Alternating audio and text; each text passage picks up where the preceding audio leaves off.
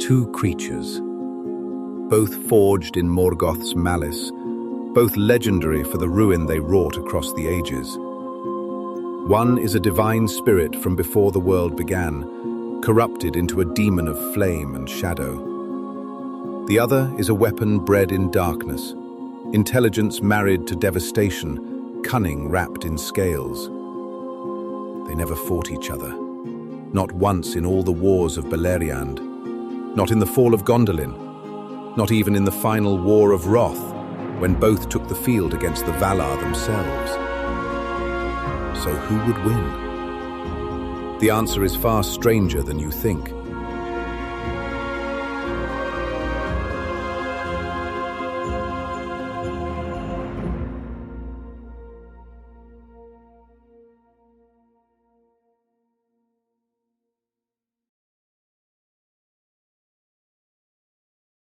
Here's a question that sparked passionate arguments in Tolkien circles for decades. Who would win in a fight between a Balrog and a dragon? It's a natural question to ask. Both creatures served Morgoth as instruments of terror. Both are legendary for their devastating might. Both appear throughout the ages as harbingers of ruin. And yet, for all their shared history in Morgoth's armies, Tolkien never once describes them facing each other in combat. Not in the fall of Gondolin, where Balrogs rode the backs of dragons into battle. Not in the War of Wrath, where both fought against the host of the Valar. Not even in the scattered conflicts of the First Age, when Morgoth deployed every weapon in his arsenal against the Eldar and the Edain. That silence is telling, and it makes answering the question far more complex than simply comparing raw capability. Because to truly answer who would win, we need to understand what these creatures are in their very essence, how they fight, what defeats them, and what victory even means when you're dealing with immortal spirits and mortal monsters bred for destruction. Let's unpack this ancient debate with the care it deserves. The first and most fundamental distinction between Balrogs and dragons lies in what they are, not what they do, but what they are in the cosmic order of Middle-earth. Balrogs are Maiar. Let that sink in for a moment. They belong to the same order of being as Gandalf, as Sauron, as the spirits who shaped the world alongside the Valar in the music of creation. Before the world began, before the sun and moon rose, before the first note of the Ainulindale echoed through the void, the beings who would become Balrogs existed as primordial spirits in the timeless halls. They were called Valarauka in the ancient tongue, demons of might, and they chose, of their own will, to follow Melkor in his rebellion. Tolkien tells us in the Valaquenta that many were drawn to Melkor's splendor in the days of his greatness, and others he corrupted afterwards to his service with lies and treacherous gifts. The corruption didn't create them. It twisted what already existed. Celestial beings with the capability to shape reality itself, now bent entirely toward domination and ruin. Dragons, by contrast, are creatures Morgoth made. The distinction matters. The Silmarillion tells us that when Morgoth saw the prowess of the Noldor in battle, he bethought him of dragons. That single phrase, he bethought him, reveals everything. Dragons didn't choose evil, they were bred for it, fashioned in the depths of Angband through some dark art that married Morgoth's malice with corrupted flesh. We don't know precisely what Morgoth used as the foundation. Some scholars theorize he corrupted existing reptiles. Others suggest a Maiar might have taken serpent form and bred with lesser creatures, creating a hybrid lineage. Still others propose that dragons possess Fëa, souls, implanted by Morgoth into physical forms he designed. What we know for certain is this: Morgoth couldn't create life from nothing. That power belonged to Eru alone, and it was his inability to create that drove his original rebellion. So whatever dragons are, they represent corruption of something that already existed, reshaped and weaponized. This ontological difference creates a hierarchy that goes beyond mere capability. A corrupted Maiar fighting a Bred monster isn't simply a battle between two powerful creatures. It's a confrontation between different orders of being. One was there at creation, the other was crafted as a weapon of war. But here's where the question becomes genuinely strange. What happens when you kill a Balrog? Tolkien is absolutely clear on this point. You cannot destroy a spirit. In their original form, the Ainur are functionally eternal. Even when fallen, even when corrupted beyond recognition, their essential nature as spiritual beings persists. Maiar are immune to the ravages of time, and even physical obliteration doesn't truly end them. So when Ecthelion plunged his helmet spike into Gothmog, lord of Balrogs, and they fell together into the fountain of Gondolin, what actually happened? The physical form, the body of shadow and flame that Gothmog had inhabited, was destroyed. The fire was quenched. The corporeal presence was ended. But the spirit itself? That endures, diminished and houseless, wandering in darkness. Here's the catch, though. Maiar who bind themselves too deeply to physical form lose the ability to rebuild that form if they're evil. The weakened spirit becomes trapped in obsessive thoughts of malice, unable to turn away from plans now beyond their capability to execute. They grow increasingly feeble, locked in dark rumination, never able to manifest in the world again. So, a slain Balrog isn't gone. It's diminished to near nothingness, a whisper of evil without the strength to take shape or act. But it persists, immortal in its wretchedness. Dragons, by contrast, die completely. When Turin Turambar drove Gurthang into Glaurung's unprotected belly, the father of dragons perished. When Bard's black arrow found the bare patch in Smaug's armor, the great fire drake fell from the sky and was no more. When Eärendil cast down Ancalagon the Black, the mightiest dragon that ever existed, Ancalagon's death was final. No spirit lingered, no essence waited in darkness for a chance to return. The dragons were mortal creatures, for all their terrible longevity and strength. Their deaths meant ending, not merely transformation. This creates a fascinating paradox when we ask, who wins? If a Balrog defeats a dragon, the dragon is gone forever. But if a dragon defeats a Balrog, which we'll examine whether that's even possible, the Balrog's spirit persists, diminished but immortal. The victory is incomplete. The threat, while reduced to impotence, never truly ends. So the metaphysics of death itself shift the terms of the debate.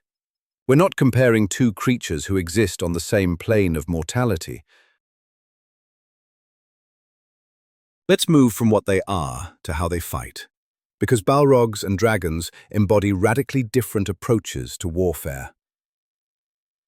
Balrogs are engines of overwhelming force.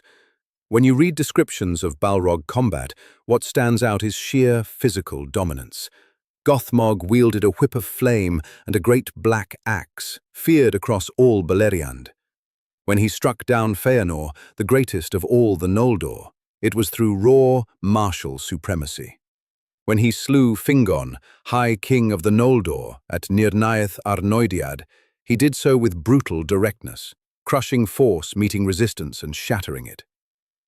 The battle between Gandalf and Durin's Bane gives us the clearest window into Balrog combat. For 8 days, Gandalf pursued the creature through the depths beneath Moria. When they fought in the subterranean lake, the Balrog tried to strangle him with its bare hands. When they climbed to Zirak-Zigil's peak, the Balrog's body erupted into flame, a final surge of destructive capability. Whips that tear flesh, fire that consumes, grasping hands that crush, weapons that shatter shields and break bones. The Balrog's method is annihilation through superior force. Dragons, by contrast, destroy through intelligence and psychological warfare. Yes, they possess fearsome physical capabilities, fire that can melt rings of power, scales that turn aside arrows, size that can level buildings. But their true danger lies in their minds.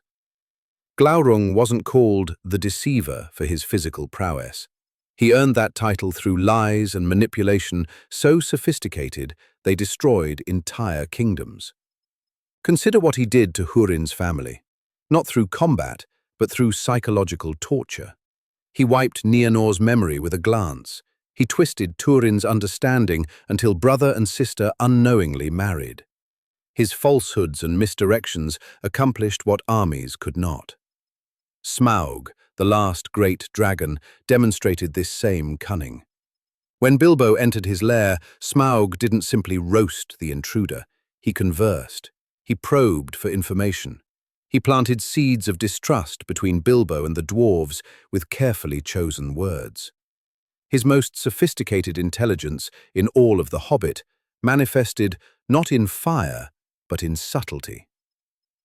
Even their gaze carried potency, the dragon's spell that could entrance, hypnotize, and dominate minds. This required understanding of psychology, the capacity to peer into hearts and use what they found against their victims. So we have two completely different combat philosophies.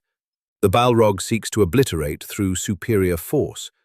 The dragon seeks to undermine, deceive, and break the will before ever needing to bare its fangs. In a direct confrontation, these approaches would clash in fascinating ways.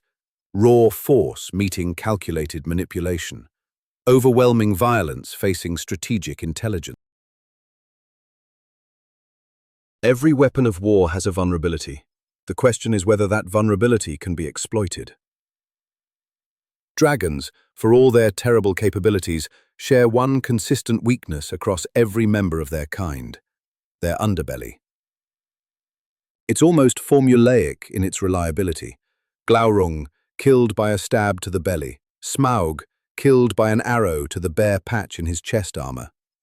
Even the descriptions of dragon anatomy specifically note that while their scales form nearly impenetrable armor, the soft flesh of the chest and stomach remains exposed.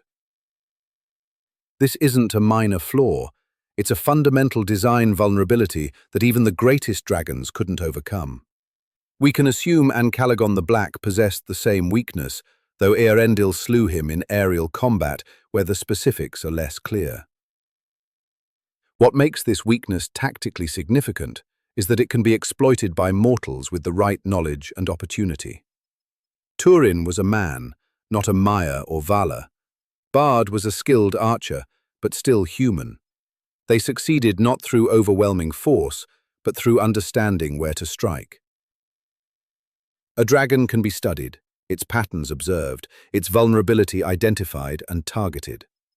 Given the right circumstances, surprise, positioning, or simply courage and a sharp blade, even a mortal can achieve what seems impossible. Balrogs, by contrast, have no such convenient weak point. They can be defeated, but doing so requires capability of an entirely different order. Consider who has successfully slain a Balrog in Tolkien's writings. Ecthelion, one of the great elf lords of Gondolin. Glorfindel, another legendary elf lord. Gandalf, a Maiar who died in the attempt and required Eru's direct intervention to return. No mortal man ever killed a Balrog. No lucky shot, no clever strategy, no knowledge of a weak spot enabled a human hero to accomplish what required immortal might. The Balrog's vulnerability isn't anatomical, it's metaphysical. You need spiritual strength comparable to their own to unmake their physical form. You need to match their divine origin with your own transcendent capability. This distinction becomes crucial in our debate. A dragon could be more individually destructive in certain scenarios, but a skilled opponent with knowledge can bring one down. A Balrog is less cunning, perhaps less tactically flexible, but overcoming one demands a completely different tier of capability. You can't study a Balrog's weak point. There isn't one. You have to be stronger, or at least equal, in the fundamental forces that animate reality. Let's examine the historical record. What does it cost to defeat each of these creatures? Here's a pattern that emerges clearly from every Balrog death we witness: mutual destruction. Gothmog and Ecthelion fell together into the fountain, both slain. Glorfindel and the unnamed Balrog tumbled together from the pinnacle, both dying in the abyss. Gandalf defeated Durin's Bane, but perished himself, and while he returned, that required divine intervention beyond the normal course of events. There is not a single documented case in all of Tolkien's writings of someone killing a Balrog and walking away alive. Compare this to dragon slayers. Turin survived killing Glaurung. He died later from grief, not from wounds sustained in battle. Bard survived killing Smaug and went on to rule Dale. Fram of the Eotheod survived slaying Scatha the Worm. Earendil survived casting down Ancalagon the Black. The pattern is stark. Dragons can be defeated without the hero's death. Balrogs cannot. This tells us something profound about what each creature represents. A Balrog demands sacrifice. The hero must be willing to trade their life for victory. A dragon demands skill, courage, and knowledge, but survival remains possible. Now consider Gandalf's choices. When Gandalf encountered Durin's Bane at the bridge of Khazad-dûm, his reaction was immediate and absolute. This is a foe beyond any of you. He faced it directly, pursued it for 8 days when it fled, and fought it for 2 days and nights until both fell. But when it came to Smaug, Gandalf orchestrated an entirely different approach. He convinced Thorin to reclaim Erebor. He recruited Bilbo specifically for the task. He manipulated events so that others would confront the dragon. Why didn't Gandalf face Smaug directly as he faced the Balrog? Several interpretations exist. Perhaps Gandalf's mission as one of the Istari forbade such overt displays of might, except the Balrog forced him to violate that prohibition anyway. Perhaps Smaug represented a different kind of threat, one where indirect action was more appropriate. Perhaps Gandalf understood that dragons, for all their fearsome capabilities, could be handled through cleverness rather than raw confrontation. Or perhaps, and this is the uncomfortable possibility, Gandalf feared what a dragon could do to him in ways the Balrog could not. A Balrog fights with overwhelming force, yes, but it fights straightforwardly. You know what you're facing. Dragons, though? They manipulate, they deceive, they corrupt from within. Gandalf was explicitly sent to Middle-earth in a reduced form, vulnerable to all the weaknesses of the flesh. A dragon's psychological warfare might have proven more dangerous to his mission than a Balrog's flame and shadow. The fact that Gandalf chose completely different strategies for each creature type provides evidence from behavior, not just theory. And those who are wise in Middle-earth don't make such choices lightly. We've examined theory, philosophy, and individual capabilities. But there exists one historical moment when both Balrogs and dragons fought in the same war, allowing us to compare their battlefield effectiveness directly. The War of Wrath, the final confrontation between Morgoth and the Valar. For 40 years, the host of the Valar laid siege to Angband, and in that war's climactic moments, Morgoth deployed every weapon he had crafted through the ages. Both his ancient Balrog servants and his dragons took the field. Here's what the Silmarillion tells us. In the year 587, Morgoth unleashed the winged dragons, which he had been hiding in Angband. These weren't just any dragons. Ancalagon the Black led them, the mightiest dragon ever to exist. And their assault was so sudden and devastating that the host of the Valar, which had been winning the war, was driven back from the gates of Angband. Let me repeat that. The armies of the Valar themselves, led by the mightiest spirits in all creation, were driven back by the dragon assault. The Silmarillion describes it this way. So sudden and ruinous was their onslaught that the host of the Valar were driven back, and their coming was said to have been accompanied by great thunder, lightning, and a tempest of fire. It took Eärendil and the great eagles, entering the battle from above, to finally turn the tide. And even then, the fight between Eärendil and Ancalagon lasted through a whole day and night of doubt before the great dragon fell. And what of the Balrogs during this same war? The Silmarillion is much briefer. The Balrogs were destroyed, save some few that fled and hid themselves in caverns inaccessible at the roots of the earth. Now, we must be fair in our analysis. By the time of the War of Wrath, most Balrogs had already been killed in earlier battles. The fall of Gondolin alone accounted for several, including Gothmog, their captain. The force that took the field was likely small, perhaps only those few who would later flee and hide. The dragons, by contrast, were Morgoth's secret weapon, hidden and held in reserve specifically for this moment. They were fresh, numerous, and led by the greatest of their kind. Context matters. We're not seeing equal forces compared under identical conditions. But even accounting for context, the battlefield effectiveness of the massed dragon assault speaks for itself. When Morgoth needed to turn the tide against the Valar's host, he didn't rely on his remaining Balrogs. He unleashed the winged dragons and achieved what the Balrogs could not, driving back beings of immense strength through sheer aerial devastation. This suggests something about tactical deployment. Balrogs, for all their individual prowess, function as elite warriors, devastating in single combat or leading smaller forces.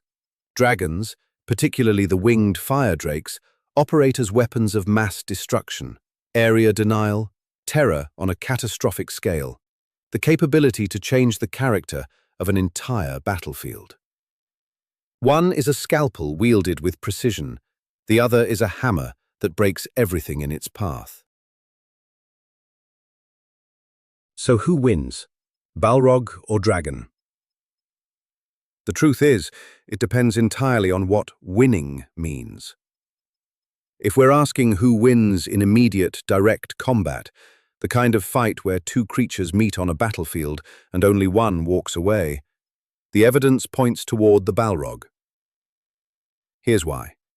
Balrogs are divine spirits inhabiting physical form, wielding strength that mortal weapons cannot answer.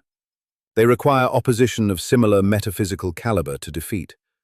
A dragon, for all its cunning and firepower, is still a mortal creature with a fundamental vulnerability. The Balrog has no weak underbelly to exploit.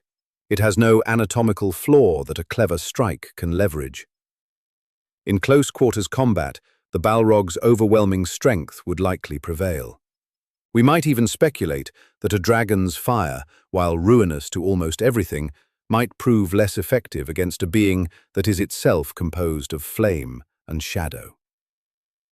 But if we're asking who represents the greater strategic threat, who accomplishes more devastation, who proves harder to neutralize, who serves their master's purposes more effectively, suddenly the answer shifts. Dragons can operate independently. They possess true intelligence and can adapt their tactics. They employ psychological warfare that can destroy kingdoms without shedding blood. They've proven capable of driving back the Valar's armies through massed assault. And perhaps most importantly, they can be deployed in numbers where Balrogs cannot. Tolkien's later conception held that perhaps only 3 to 7 Balrogs ever existed. Christopher Tolkien notes that his father considered them far too powerful to have existed in hundreds, as earlier drafts suggested. But dragons? Morgoth bred them, multiple types, fire drakes, cold drakes, winged and wingless. They could be produced and deployed as weapons of war. And then there's the immortality question we examined earlier. Defeating a Balrog diminishes it, but doesn't end its existence. The spirit persists, trapped in houseless darkness. Defeating a dragon eliminates the threat permanently. which is truly more dangerous? The enemy that requires sacrifice to diminish, or the enemy that can be permanently ended, but whose psychological warfare could prevent you from ever getting close enough to try? Consider also the cost of victory. Every Balrog slayer in Tolkien's works died in the attempt. Dragon slayers can survive. From a purely strategic standpoint, if you need to eliminate a threat and preserve your forces, you want to face the dragon, not the Balrog. And then there's the question Gandalf's behavior raises. Why direct confrontation for the Balrog, but indirect strategy for Smaug? The wisest being in Middle-earth chose different approaches for a reason. Perhaps he understood that the Balrog, while terrible, was straightforward in its threat. The dragon, though, required different handling, not because it was weaker, but because it was unpredictable in ways the Balrog was not. In the end, what we're really comparing isn't just force against force. We're comparing different philosophies of evil, different tactical purposes, different types of threat. The Balrog is the ancient terror from before the world began. Overwhelming, requiring sacrifice to overcome, nearly impossible to truly destroy. It represents evil as a spiritual corruption that can never be entirely eliminated, only diminished and bound. The dragon is the manufactured weapon of war, intelligent, devastating, mortal. It represents evil as a crafted tool, deadly and terrible, but ultimately defeatable through knowledge, courage, and skill. Who wins depends on the battlefield, the circumstances, and what victory means. In single combat between Gothmog and Ancalagon, I would place my coin on the Lord of Balrogs, divine spirit against mortal creature, regardless of size. But in terms of total destruction accomplished, wars won and lost, kingdoms shattered, the dragons have proven themselves time and again to be the more strategically devastating force. Perhaps the question itself reveals our assumptions. We want a clean answer. This one wins, that one loses. But Tolkien's world doesn't offer clean answers. It offers complexity, nuance, and the understanding that might takes many forms. The Balrog cannot be killed, only bound. The dragon cannot manipulate what it cannot comprehend. And Middle-earth is richer for containing both types of terror, each terrifying in its own unique way. That complexity, that refusal to reduce everything to simple hierarchy, that's what makes this question endlessly fascinating. And that's what makes Tolkien's creation deeper than any simple ranking could capture. Some questions don't have simple answers, because the question itself contains hidden assumptions. We ask, who wins, as if victory were a single thing, as if strength could be measured on one scale. But Middle-earth teaches us otherwise. The Balrog represents terror that can be diminished, but never destroyed, requiring ultimate sacrifice to overcome.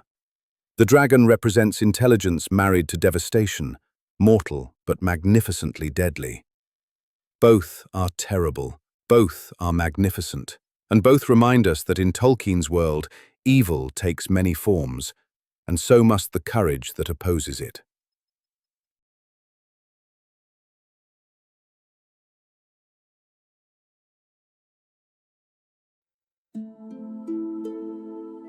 If this deep dive into Tolkien's most fearsome creatures intrigued you, subscribe to Ranger of the Realms for more explorations of Middle-earth's mysteries. And let me know in the comments, if you had to face one of these creatures, which would you choose and why? May you never meet either in a dark place.